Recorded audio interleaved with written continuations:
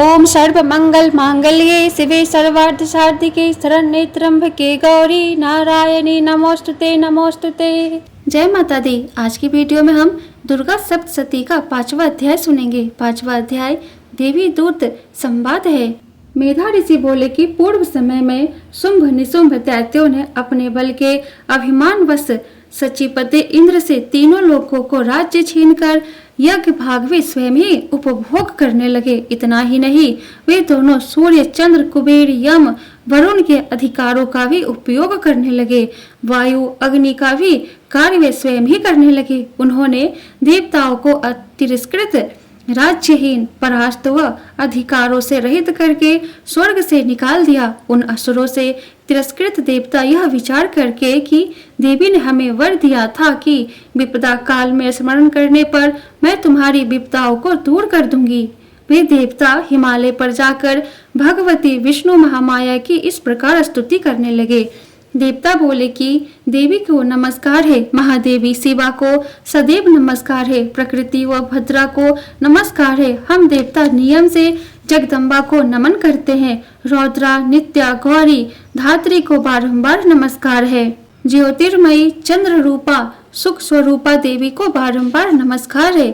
शरण ग्रहण करने वालों का कल्याण करने वाली वृद्धि व सिद्धि स्वरूपा देवी को हम देवता बारंबार नमस्कार करते हैं। असुरों की लक्ष्मी राजलक्ष्मी सर्वाणी स्वरूपा आप जगदम्बिके को बारंबार नमस्कार है। दुर्गा दुर्गपारा सारा सर्वकारिणी ख्याति कृष्णा धूम्रा देवी को सदैव नमस्कार है। अति सौम्य व अति रौद्र रूपा देवी को हमारा नमस्कार है। उस देवी को हम बारंबार प्रणाम करते हैं। संसार की मूलाधार कृति देवी को बारंबार नमस्कार है। जीवों में विष्णु की माया के रूप में प्रसिद्ध देवी को नमस्कार है, बारंबार नमस्कार है। चराचर जगत के जीवों में चेतना रूप से स्थित देवी को नमस्कार है, बारंबार नमस्कार है। जीवों में बुद्धि रूप में स्थित देवी को नमस्कार है, बारंबार नमस्कार है। सभी जीवों में निद्रा रूप से स्थित देवी को नमस्कार है, बारंबार नमस्कार है। जीवों में सुधा रूप से स्थित देवी को नमस्कार है, बारंबार नमस्कार है। जीवों में छाया रूप से स्थित देवी को नमस्कार है, बारंबार नमस्कार है।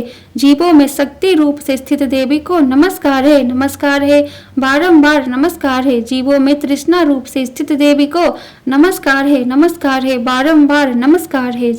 जीवों में क्षमा रूप से स्थित देवी को नमस्कार है, बारंबार नमस्कार है। जीवों में जाति रूप से स्थित देवी को नमस्कार है, बारंबार नमस्कार है। जीवों में लज्जा रूप से स्थित देवी को नमस्कार है, बारंबार नमस्कार है। जीवों में शांति रूप से स्थित देवी को नमस्कार है, बारंबार नमस्कार है।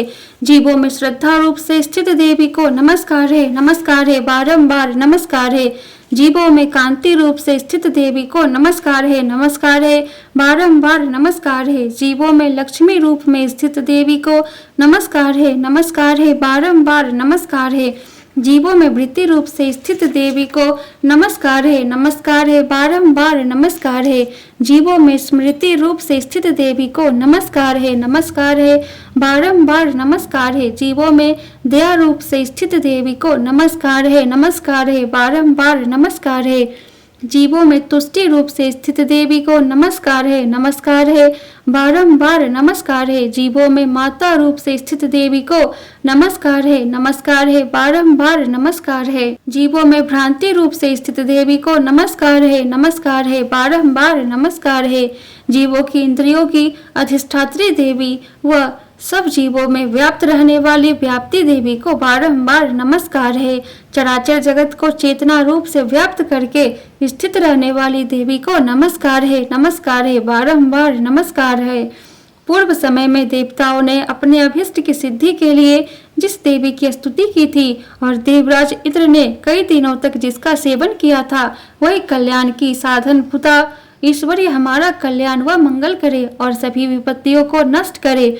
दुष्ट दैत्यों द्वारा पीड़ित हम सब देवता जिस परमेश्वरी को अब नमस्कार कर रहे हैं और भक्ति भाव से स्मरण करने पर शीघ्र ही सभी विपदाओं को नष्ट कर देती है, वही जगदम्बा इस समय हमारे संकट का निवारण करे। मेधा ऋषि बोले कि हे राजन, जब देवता इस तरह स्तुति कर रहे थे तभी पार्वती देवी गंगा में स्नान के लिए वहां आई और देवताओं को स्तुति करते देख पूछा कि आप लोग यहाँ किसकी स्तुति कर रहे हैं।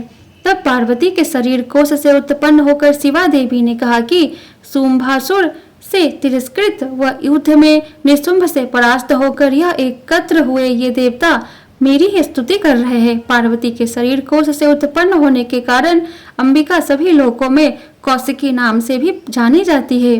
कौशिकी के प्राकट्य के पश्चात पार्वती के शरीर का वर्ण काला पड़ गया और वे हिमालय वासिनी कालिका देवी के नाम से प्रसिद्ध हुई। इसके बाद शुंभ निशुंभ के दूत चंड मुंड वहां आए और परम सुंदर अंबिका देवी को देखा और फिर वे शुंभ के पास जाकर कहने लगी कि महाराज, एक परम मनोहर स्त्री है जो अपने दिव्य तेज से हिमालय को प्रकाशित कर रही है। ऐसी सुंदरी स्त्री शायद ही किसी ने कहीं देखी हो। अतः हे असुराधिपति, आप यह पता करके कि वह देवी कौन है आप उसे प्राप्त कर ले, क्योंकि वह स्त्रियों में रत्न है। उसका अंग प्रत्यंग मनोहर है और वह अपनी देह कांति से सभी दिशाओं को प्रकाशित कर रही है। हे असुराधिपति, अभी वह हिमालय पर ही है, आप उसे आपस से देखें। हे प्रभु, त्रिभुवन में मणि, हाथी, घोड़े आदि जितने रत्न हैं वे सब तो आपके घर में इस समय सुशोभित है। हाथियों में रत्न रूप ऐरावत, वृक्षों में रत्न रूप पारिजात वृक्ष, घोड़ों में रत्न रूप उच्च श्रवा को आपने इंद्र से छीन लिया। हंसों से जुता हुआ विमान जो ब्रह्मा जी के पास था वह भी अब आपके पास है। कुबेर से छीना गया महाप्रदम नामक खजाना भी आपके पास है। समुद्र द्वारा भेंट की गई किंजलकनी नामक माला भी आपके पास है जो समुद्र ने भेंट की थी और जिसके पुष्प कभी मुरझाते नहीं है तथा जो केसरों से सुशोभित है। वरुण का वह छत्र जो स्वर्ण की वर्षा करता है वह भी आपके घर में है। रथों में रत्न रूप प्रजापति का रथ भी आपके पास है। हे दैत्यपति, मृत्यु की उत्क्रांतिदा नाम वाली शक्ति भी आपके द्वारा छीनी जा चुकी है। वरुण का पास वह समुद्र में उत्पन्न होने वाले सभी तरह के रत्न आपके भ्राता निशुंभ के पास ही है। अग्नि ने भी स्वतः शुद्ध हो वस्त्र आपको दिए हैं जो अग्नि में भी नहीं जलते। इस तरह हे असुराधिपति, सभी प्रकार के रत्न आपके द्वारा एकत्र किए जा चुके हैं। फिर आप स्त्रियों में रत्न रूप कल्याण रूपा उस देवी को क्यों नहीं प्राप्त कर लेते। मेधा ऋषि बोले कि चंड मुंड का वचन सुनकर शुंभ ने महाबलवान असुर सुग्रीव को दूत बनाकर देवी के पास भेजा और बोला कि जो बातें मैं तुम्हें बता रहा हूँ वही बातें तुम उस स्त्री को भली प्रकार समझाकर कहना और ऐसा प्रयास करना ताकि वह प्रसन्नता पूर्वक यहाँ शीघ्र ही चली आए। सुग्रीव नामक वह दूत हिमालय पर्वत के उस मनोरम स्थान में पहुंचा जहाँ देवी विराजमान थी। वहां जाकर वह दूत देवी से बोला कि हे देवी, राक्षसों का राजा शुंभ वर्तमान में तीनों लोकों का स्वामी है। मैं असुर राज का भेजा दूत हूँ और यहाँ तुम्हारे पास उपस्थित हुआ हूँ। सभी देवता उसकी आज्ञा का समान रूप से पालन करते हैं। कोई भी उसकी आज्ञा की अवहेलना नहीं कर सकता क्योंकि उसने देवताओं को जीत लिया है। उसी असुराधिपति ने तुम्हारे लिए जैसा संदेश भेजा है वह तुम सुनो। उसने कहा कि इस समय तीनों लोक मेरे अधिकार में है। सभी यज्ञों के भागों को अलग अलग रूपों में मैं ही भोगता हूँ। तीनों लोकों में जितने भी श्रेष्ठ रत्न है वे सब मेरे पास है, अर्थात इंद्र का वाहन ऐरावत मेरे पास है जो मैंने इंद्र से छीन लिया है। क्षीर सागर के मंथन से उत्पन्न उच्च श्रवा नामक घोड़ा भी मेरे पास है। वह घोड़ा देवताओं ने मुझे भेंट किया है। हे सुंदरी, इनके अतिरिक्त भी जो रत्न रूप पदार्थ देवताओं, गंधर्वों, नागों के पास थे वे सभी अब मेरे पास है। हे सुंदरी, मैं तुम्हें भी स्त्रियों में रत्न रूपा ही मानता हूँ क्योंकि रत्नों का उपभोग करने वाला केवल मैं ही हूँ। चंचल कटाक्षों वाली हे सुंदरी, अब तुम या तो मेरी पत्नी बनो या मेरे भाई निशुंभ की पत्नी बनो। मेरा वरण करोगी तो तुम्हें अतुलनीय ऐश्वर्य प्राप्त होगा।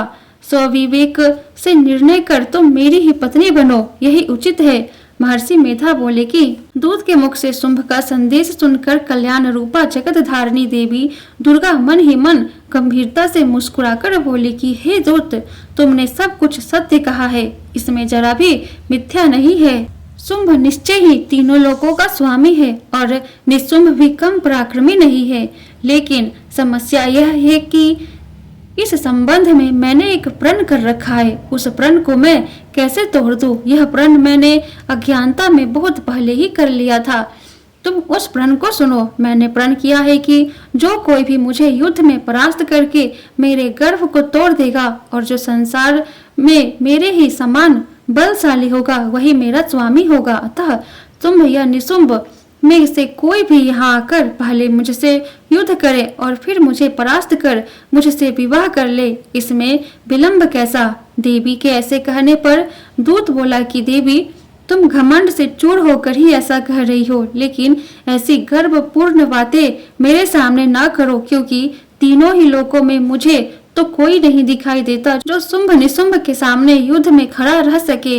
हे देवी, सारे देवता भी अन्य दैत्यों के सम्मुख युद्ध में नहीं ठहर पाते, तब तुम स्त्री होकर शुंभ निशुंभ का युद्ध में कैसे सामना कर सकोगी? इंद्र तो देवताओं का राजा था, वह भी शुंभादि दैत्यों के सामने नहीं टिक पाया, तब तुम स्त्री होकर शुंभ निशुंभ के सामने युद्ध भूमि में कैसे जा सकोगी? इसलिए मेरा कहा मानो तो तुम शुंभ निशुंभ के पास मेरे साथ ही चल पड़ो। ऐसा कहने पर तुम्हारे मान सम्मान पर कोई आँच नहीं आएगी, अन्यथा तो वे तुम्हारे केस पकड़कर घसीटते हुए ले जाएंगे, तब तुम्हारी क्या प्रतिष्ठा रहेगी? इस पर देवी बोली कि तुम्हारा कथन उचित है।